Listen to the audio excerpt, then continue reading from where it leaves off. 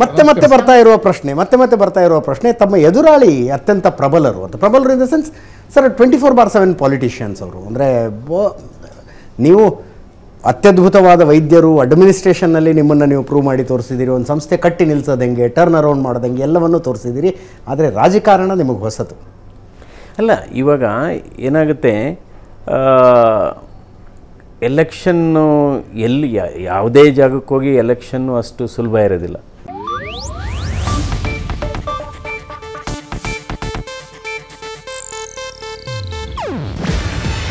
ಇದು Asianet news network ಪ್ರಸ್ತುತಿ. ನೀವು ನೋಡ್ತಿದ್ದೀರಾ ಏಷ್ಯಾನೆಟ್ ಸುವರ್ಣ ನ್ಯೂಸ್.